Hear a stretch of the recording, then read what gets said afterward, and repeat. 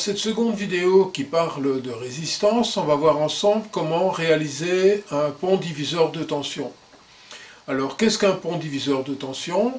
Eh bien, c'est un ensemble de résistances qui vont permettre, à partir d'une tension d'alimentation unique, de réaliser une ou plusieurs tensions de référence qui vont être utilisées, par exemple, lors de l'usage d'un comparateur. On verra aussi quelles sont les précautions à prendre lorsqu'on va utiliser ces diviseurs de tension. Si ce n'est déjà fait, abonnez-vous à la chaîne et laissez-moi vos commentaires de manière à ce que je puisse faire évoluer mon travail en fonction de vos besoins et éventuellement de vos commentaires. Bonne vidéo!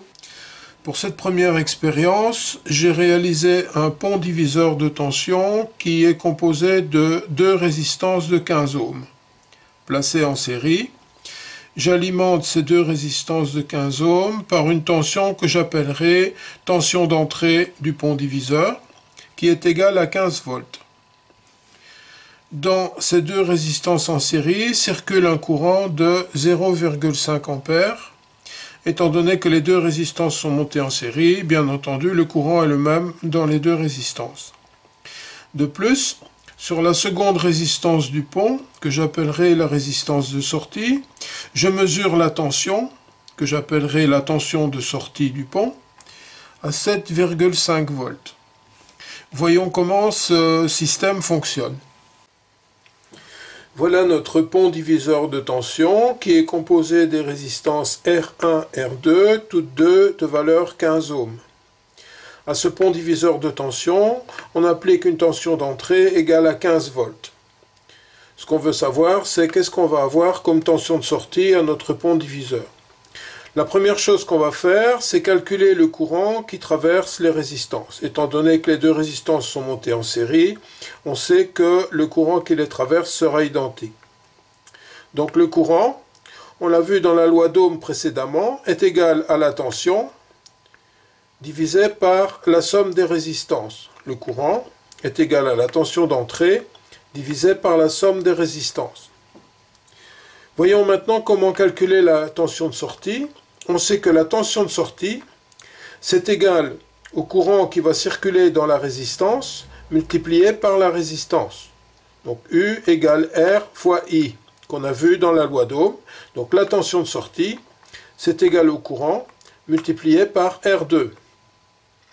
Si maintenant on remplace le I par la valeur qu'on a calculée précédemment, on dit que la tension de sortie, c'est égal au courant, c'est-à-dire V in sur R1 plus R2, multiplié par R2.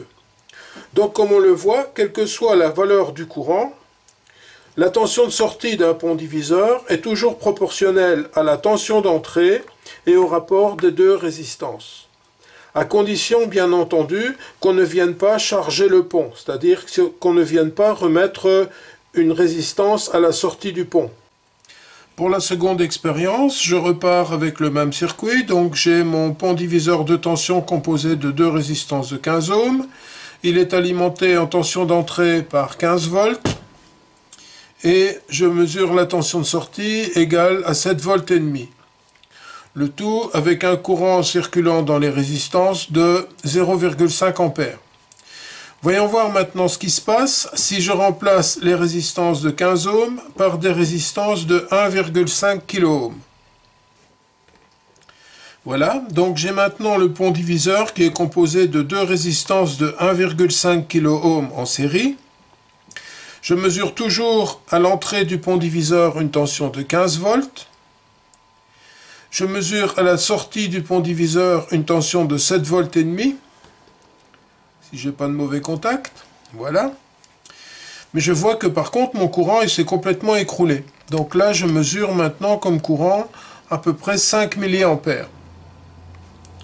Voyons voir ce qui s'est passé. Reprenons notre pont diviseur de tension. Donc dans le premier cas, nous avons deux résistances R1 et R2 égales à 15 ohms.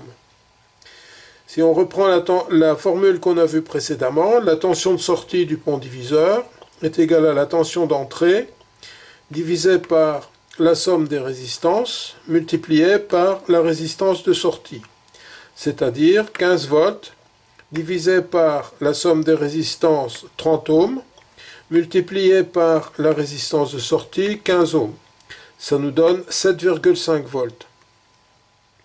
Dans le deuxième cas, on a remplacé les résistances R1 et R2 par 1,5 kΩ. Reprenons le même calcul.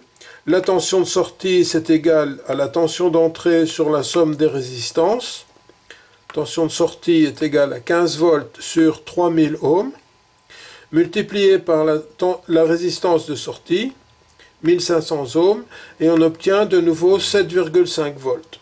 Donc ceci confirme ce qu'on a vu précédemment, à savoir, peu importe la valeur du courant qui traverse les résistances, la tension de sortie d'un pont diviseur est proportionnelle à la tension d'entrée et au rapport des deux résistances. Bien entendu, à condition que le pont ne soit pas chargé, c'est-à-dire qu'on ne vienne pas mettre une résistance sur la sortie du pont, ou qu'on ne tire pas du courant dans la sortie du pont.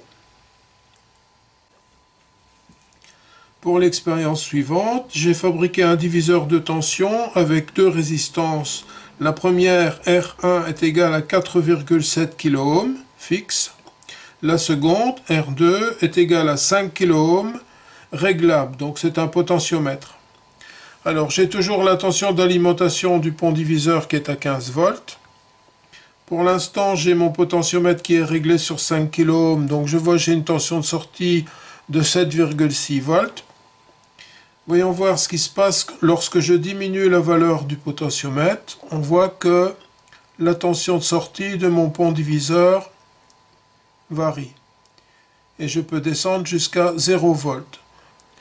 Voyons voir sur le schéma comment ça se passe. Voilà le pont diviseur, donc composé des deux résistances R1 égale 4,7 kΩ fixe, R2 égale 5 kΩ ajustable. La tension d'alimentation du pont diviseur est toujours à 15 volts.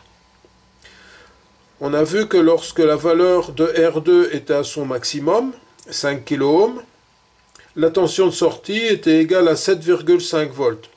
C'est normal puisque R1 et R2 sont presque égales, donc la tension de sortie est divisée par 2. Par contre, lorsque je diminue la valeur de R2 jusqu'à arriver à 0 ohm, je vois que la tension de sortie diminue jusqu'à arriver à 0 volts. Donc on peut dire que dans cette configuration, avec deux résistances de valeur identique lorsque R2 est à son maximum, la tension de sortie de mon pont diviseur va passer de 7,5 à 0 volts en fonction du réglage de R2.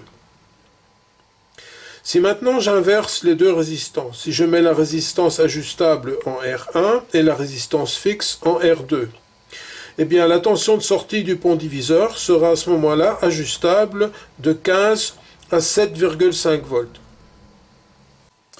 Pour l'expérience suivante, on reprend le pont diviseur qui est composé de deux résistances de 15 ohms en série, une tension d'alimentation de l'ordre de 15 volts, et à la sortie du pont diviseur, on mesure 7,5 volts.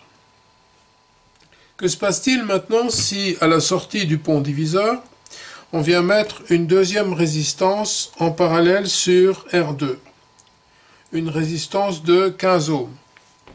La tension d'alimentation du pont diviseur est toujours à 15 volts. Par contre, on voit que la tension de sortie s'est effondrée, elle est tombée à 5 volts. Et le courant lui-même a un peu augmenté. Voyons voir sur le schéma ce qui s'est passé. Voici donc notre diviseur de tension. On a deux résistances R1 et R2 de 15 ohms, une tension d'entrée sur le pont diviseur de 15 volts, et on vient placer en parallèle sur R2 une troisième résistance de 15 ohms. La première chose qu'on doit faire maintenant pour calculer le pont diviseur, c'est faire le calcul de la résistance équivalente R2, R3.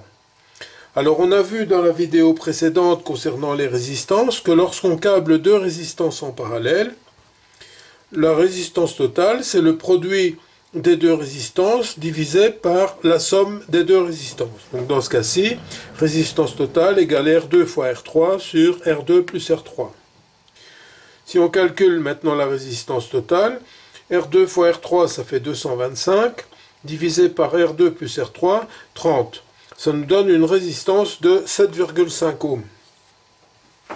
En reprenant la formule précédente du pont diviseur, on sait que la tension de sortie d'un pont diviseur, c'est égal à la tension d'entrée multipliée par la résistance de sortie. Dans ce cas-ci, ce sera RT. Le tout divisé par la résistance numéro 1 plus la résistance RT. Ça nous donne 15 volts d'entrée multiplié par 7,5 qui est la résistance équivalente des deux résistances en parallèle, divisé par 22,5, qui est R1 plus la résistance équivalente. Ce qui nous donne une tension de 5 volts. Donc c'est bien ce que nous avons mesuré. Et ce qu'il est important de retenir donc, à propos des ponts diviseurs de tension, c'est que lorsque vous calculez le pont diviseur, vous devez absolument tenir compte du fait qu'il va être chargé ou pas. Parce que si le pont diviseur est chargé, eh bien, comme vous le voyez, ça modifie complètement son équilibre. Alors, pour résumer, lorsqu'on a un pont diviseur de tension, tout d'abord, dans le premier cas, considérons qu'il n'est pas chargé, donc il n'y a pas de charge à la sortie. Ce pont constitué de deux résistances, R1, R2, une tension d'entrée, une tension de sortie. On peut dire que la tension de sortie est égale à la tension d'entrée multipliée par R2 sur R1 plus R2.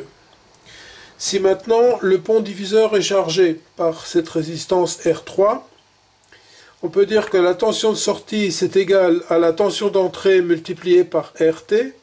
RT, donc c'est la résistance équivalente à R2 en parallèle sur R3,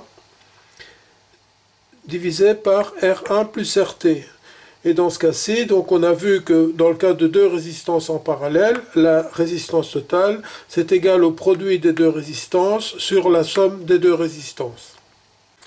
Alors tout ça c'est très bien, me direz-vous, mais en général, quand on va avoir besoin d'un diviseur de tension, à la limite on connaît la tension d'entrée, on sait ce qu'on veut avoir à la sortie, mais on ne connaît pas les deux résistances. Alors, pour que ce soit possible au niveau des calculs, on doit absolument, dans ce cas-là, définir un courant. Donc, on dit, par exemple, je veux un courant de X milliampères.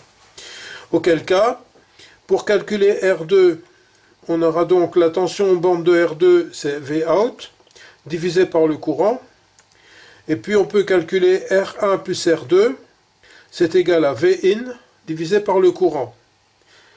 Et à partir de ces deux formules, on peut dire que R1 est égal à Vin sur I moins R2. Et donc, à partir de la tension d'entrée, la tension de sortie et le courant qu'on a défini, on peut calculer les deux résistances du pont diviseur. Bien entendu, encore une fois, à condition que le pont ne soit pas chargé. Sinon, pour R2, on doit tenir compte de la résistance de charge. Voilà, donc on a fait un bref survol de ce que pouvait être un diviseur de tension. Et vous allez me dire, je vois pas trop à quoi ça sert ce machin. Alors, pour les personnes qui ont suivi la chaîne sur le modélisme ferroviaire, pour les autres, je mettrai un lien dans la description. On a vu ensemble la détection des trains par mesure de courant et la détection infrarouge. Et dans les deux cas, j'ai utilisé un comparateur de tension LM311. Et ce comparateur, il a besoin d'avoir un diviseur de tension pour faire sa référence. D'autre part, si vous utilisez des microcontrôleurs, genre Arduino, etc., eh bien parfois il est indispensable pour transférer les datas d'un circuit à un autre, de changer de tension. C'est-à-dire que vous avez l'Arduino, par exemple, qui vous sort du 5 volts, et vous avez un autre circuit qui a besoin de 3 volts 3. Vous allez dans ce cas-là utiliser un diviseur de tension. Donc vous voyez, en réalité, j'ai essayé d'avoir une certaine progression dans la manière dont je vous présente l'électronique, de manière à ce que ce dont on a vu aujourd'hui, eh bien vous en aurez besoin demain pour la matière suivante.